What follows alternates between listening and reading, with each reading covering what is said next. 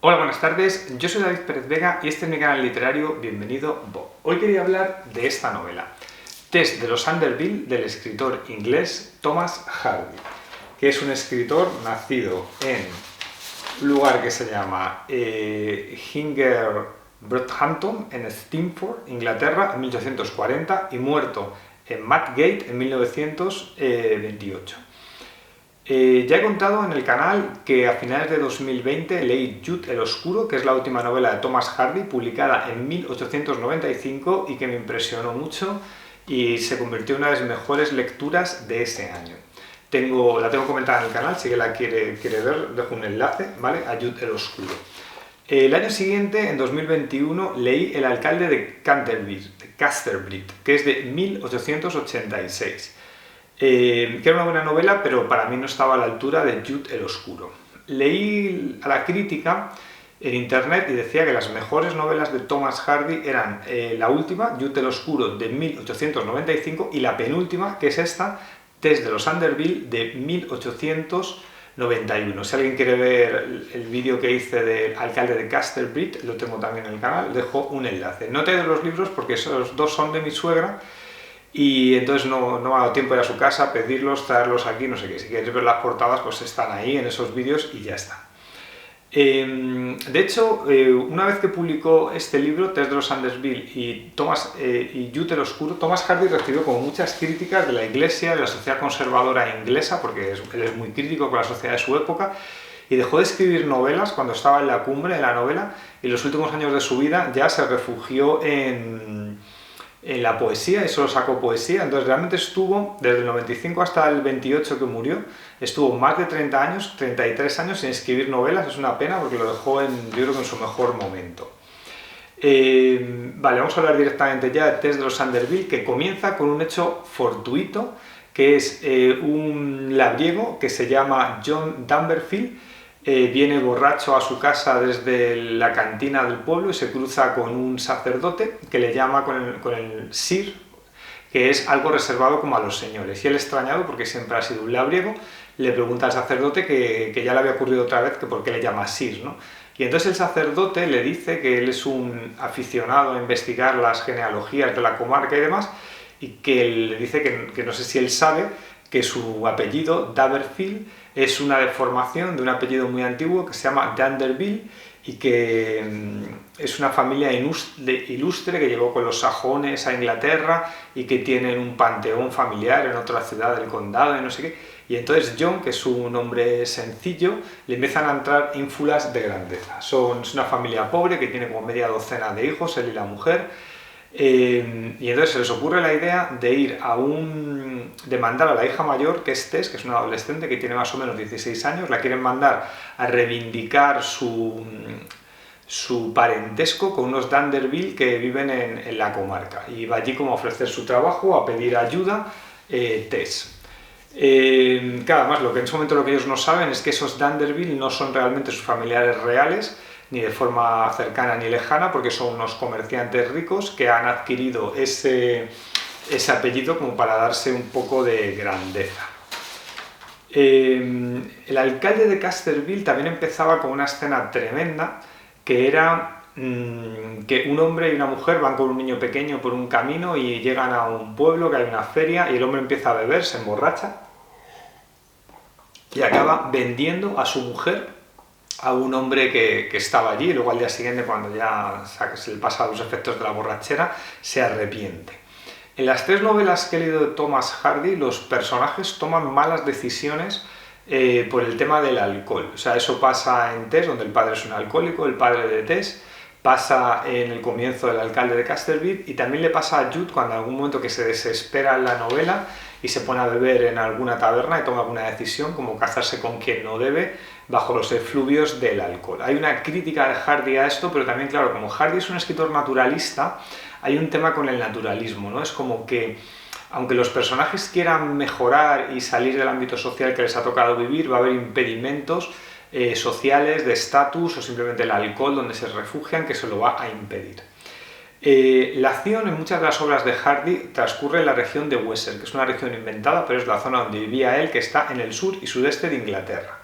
En Tess de los Anderville, por ejemplo, en esta novela que he leído, aparece Casterbridge, el pueblo del alcalde de Casterbridge, y aparecen otros pueblos que es posible que estén citados en Youth el Oscuro, pero como la leí ya hace 3 años, pues no me acuerdo realmente, pero imagino que será posible. No voy a contar mucho el argumento de la novela, porque creo que en este caso sí es importante que el lector se acerque a lo que ocurre por sí mismo. Lo que sí que voy a contar son algunos de sus temas. Tess de los Anderville me parece una novela eminentemente moderna, porque habla del consentimiento sexual de las mujeres, por ejemplo. La novela hay situaciones donde las mujeres se ven abocadas a momentos de abuso por parte de hombres y la culpa de ese abuso puede acabar recayendo sobre las mujeres. Incluso personajes de la obra más filosóficamente avanzados o teóricamente avanzados no pueden superar la idea social que hay de la virtud de la mujer, ¿no? Esto he entendido la virtud como una mujer que se mantiene casta pese a todo, pese a haber sido violada incluso. Entonces las escenas de abusos sexuales en el libro están cortadas de forma muy sutil y será el lector el que tiene que imaginarse lo que ha pasado, pero vamos, se insinúa claramente lo que ha pasado, ¿no?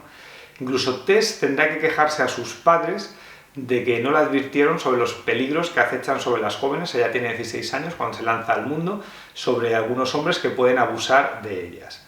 Tess siente que la belleza, porque es una chica muy atractiva, muy bella, siente que es una especie de condena que le ha caído. Hay una escena terrible en el libro en el que Tess sufre los abusos laborales de un patrón miserable, pero como son abusos sobre el trabajo, eso le relaja, porque no son abusos que tengan que ver con el tema sexual, que es lo que realmente le da miedo y teme de los hombres, ¿no?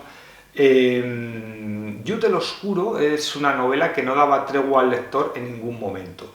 Y eso es de un modo más intenso que lo que pasa en Tess de los Anderville, que tiene algún momento valle, sobre todo un momento que se describe la vida en una vaquería.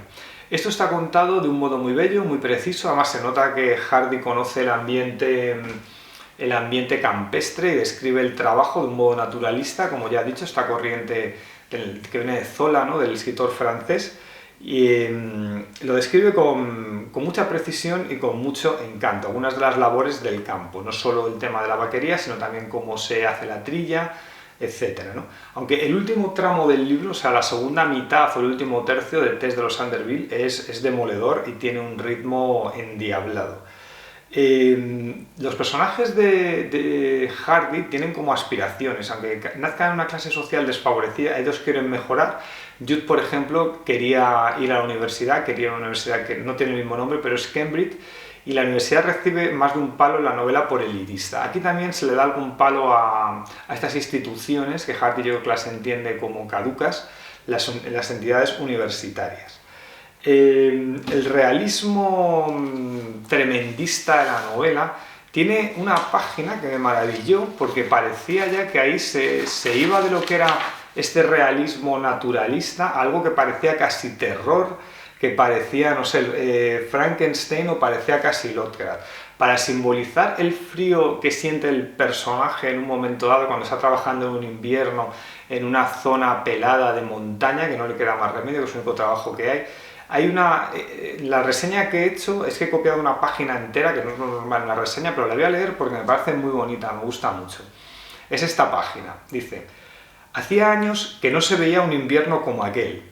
Llegó poco a poco, sigiloso, como los movimientos de un jugador de ajedrez. Una mañana, los pocos árboles solitarios y los tejos de los setos amanecieron como si hubieran cambiado su forma vegetal por un tegumento animal. Las ramas estaban cubiertas de una pelusa blanca, como una piel que le hubiera crecido a la corteza durante la noche, cuadriplicando su grosor normal. El árbol o los setos formaban un dibujo de duras líneas blancas en el lúgubre gris del cielo y el horizonte. Las telas de las arañas revelaron su presencia en cobertizos y paredes, donde hasta entonces no se habían observado, visibilizadas ahora por aquel ambiente cristalizado, y colgaban como lazos de estambre blanco en verjas, postes y salientes de las casas. A esta temperatura de humedad congelada siguió una secuencia de heladas secas, cuando a la meseta de Frith con As empezaron a llegar en silencio extraños pájaros del Polo Norte, criaturas flacas y espectrales, de ojos trágicos, ojos que habían presenciado pavorosos cataclismos en las recónditas regiones polares, de una magnitud inconcebible para el ser humano, bajo temperaturas gélidas que ningún hombre sería capaz de soportar, que habían visto partirse las masas de hielo y desmoronarse las montañas de nieve en el fulgor de la aurora boreal, ojos casi cegados por los torbellinos de ventiscas colosales, que habían presenciado contorsiones terráqueas y aún conservaban la emoción causada por aquellas escenas. Estos pájaros sin nombre se acercaban mucho a Tess y Marian, pero nada contaban de lo que habían visto y que la humanidad jamás vería.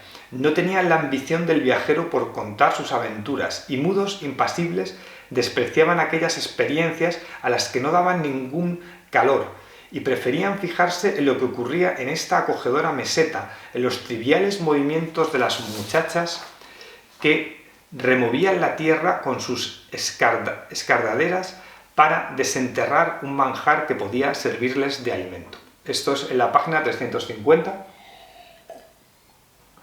Y ya digo que me ha encantado esa imagen de los pájaros del Polo Norte que les miran con sus ojos glaciales. También esta novela tiene a veces sentido del humor. Ese sentido del humor es bastante moderno, ¿no? Leo un párrafo que también me gustó sobre el tema de los cazadores. Dice: de pequeña había visto a veces a los cazadores asomados por encima de los setos, escudriñando entre la maleza y apuntando con sus escopetas, vestidos de una manera extraña y con los ojos sedientos de sangre, aunque en esos momentos parecían hombres toscos y brutales.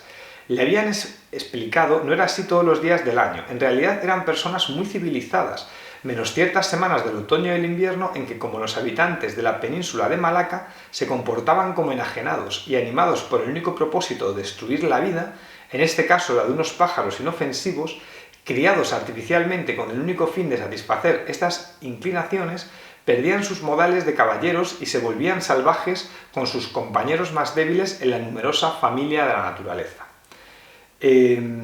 Como es propio de las novelas del siglo XIX, Hardy aparece en la novela como narrador y a veces interrumpe mínimamente lo que está contando para opinar. Esto queda quizá un poco anticuado, pero tampoco resulta molesto. En más de un caso, el narrador analiza a sus personajes con una capacidad de análisis que él mismo te dice que esos personajes o esas personas no estarían capacitadas para analizarse así a sí mismos, ¿no?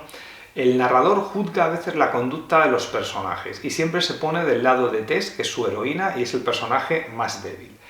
De Tess dice: jamás en su vida, podía jurarlo por su alma, había hecho nada malo a conciencia y sin embargo la habían juzgado con la mayor severidad. Ted de los Anderville es una novela eminentemente moderna porque la mirada que tiene Hardy sobre la mujer de finales del siglo XIX es muy cercana a la que tenemos nosotros. Es decir, el lector del siglo XXI siente que esa situación de la mujer en el siglo XIX es injusta y no le permite a veces sobreponerse en su vida a ya no haber tenido una vida disoluta en relación a las costumbres sociales del XIX, sino haber tenido una vida disoluta en contra de su voluntad, es decir, habiendo sido violada. O sea, tiene una mirada absolutamente moderna y claro, los grandes escritores, como leí hace no mucho Maurice de E.M. Foster, son grandes escritores porque se adelantan a la visión de su época y escriben como desde el futuro, ¿no? O sea, es decir, lo que ellos ven que están criticando la sociedad de su época va a coincidir con la mirada del futuro sobre esa época, ¿no? Me ha parecido una novela política, una novela de denuncia a la situación de la mujer y tiene frases que habla ya no solo de la situación social o de las costumbres, sino sobre temas ya laborales, ¿no? Por ejemplo, hay una frase muy interesante que dice: pocas mujeres se ofrecían para trabajar en el campo en la temporada de invierno y resultaba más ventajoso contratarlas porque eran más baratas y hacían su trabajo tan bien como los hombres. Aquí claramente Hardy pues está tomando un partido político. Yo creo que en el 19 inglés hay unas novelas muy feministas y muy modernas que serían las de la más desconocida, las hermanas Bronte, que sería Anne Bronte, pero la inquilina de Wilfred Holt, que habla sobre una mujer que tiene que soportar un maltratador que es un alcohólico y huye de casa, o esta, Agnes Grey, que habla de una mujer joven que tiene que ganarse la vida como trabajadora, son dos novelas eminentemente políticas y feministas, pero yo creo que a este nivel de adelantarse a su época, pues podemos sumar Tess de los Anderville, de Hardy, aunque en este caso está escrito por un hombre, estas están escritas por una mujer. De las 3 novelas que he leído de Hardy, creo que la que más me gusta es Jude el Oscuro, pero esta también es una grandísima novela que está casi al nivel de Jude el Oscuro.